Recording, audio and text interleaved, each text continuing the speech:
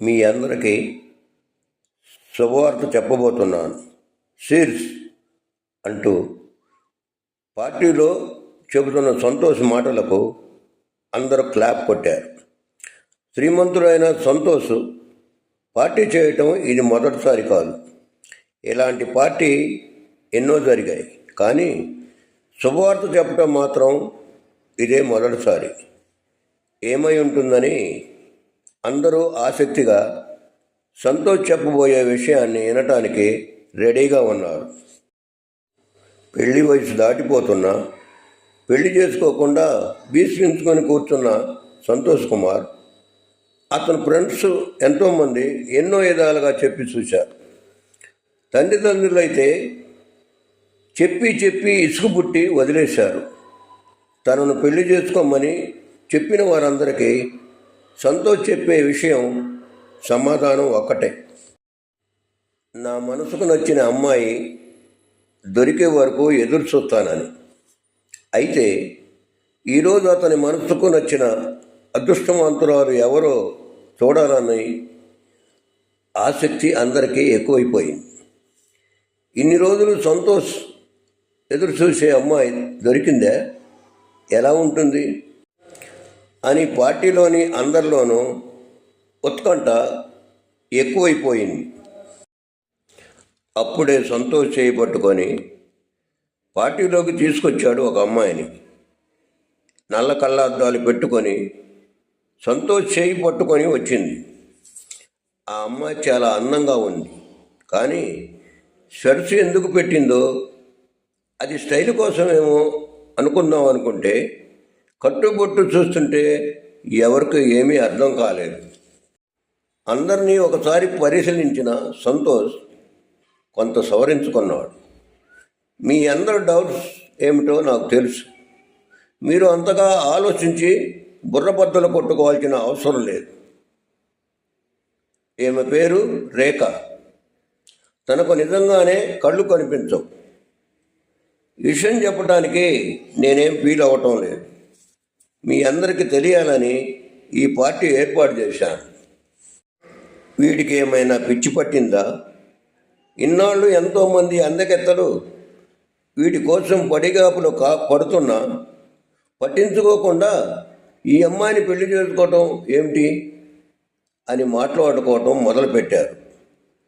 సంతోష్ మళ్ళీ తన గొంతు సవరించుకుంటూ చిన్నగా తగ్గాడు.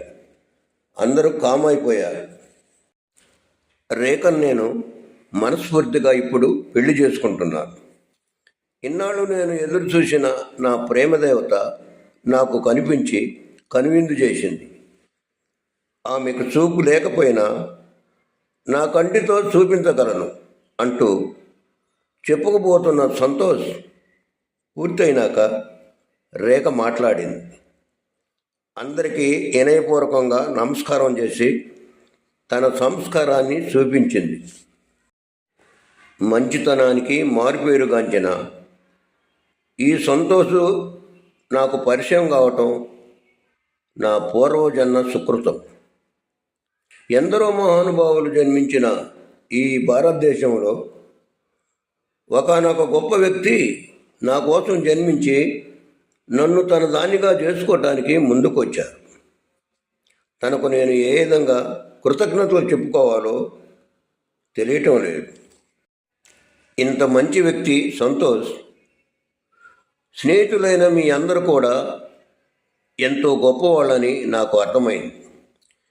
మీ అందరి పరిచయ భాగ్యం కలగటం నా అదృష్టం అంటూ సంతోష్ పార్టీ ఇచ్చిన అతని ఫ్రెండ్స్ని పొగిడింది రేఖ.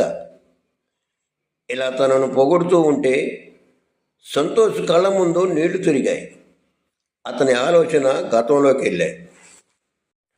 రోడ్డు మీద కారులో వెళ్తున్న సంతోష్కి రెడ్ సిగ్నల్ దగ్గర ఆగి ఉన్న బైకు కనిపించింది.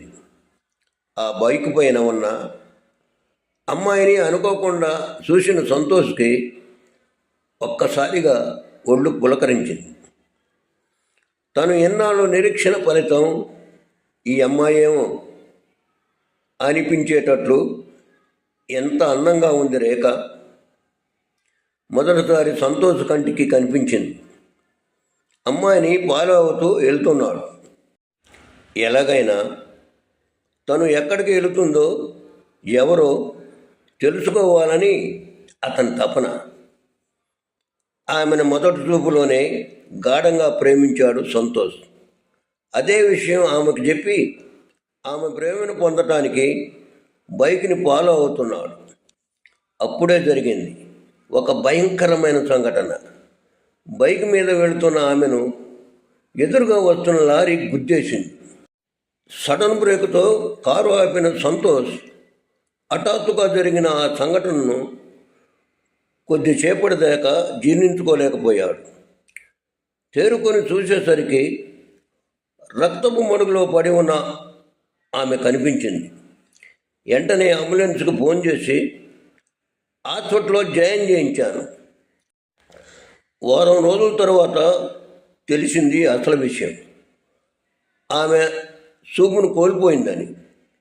లారీ అద్దాలు కంట్లో గుచ్చుకొని పోవటం వల్ల ఈ ప్రమాదం జరిగింది.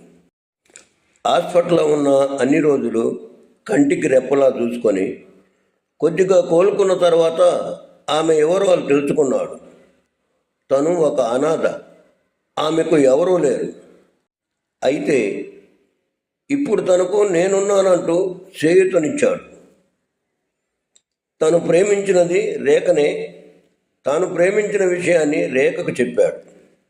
రేఖ ఇష్టపడితే పెళ్లి చేసుకుంటానని ఆమె ఆమోదం తీసుకొని తర్వాత పార్టీ అరేంజ్ చేశాడు. ఇది జరిగిన విషయం.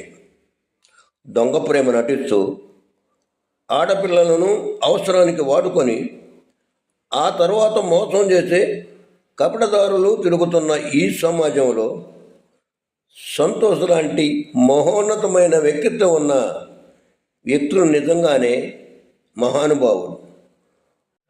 అటువంటి వారిని ఎంత పొగిడినా తక్కువే అవుతుంది.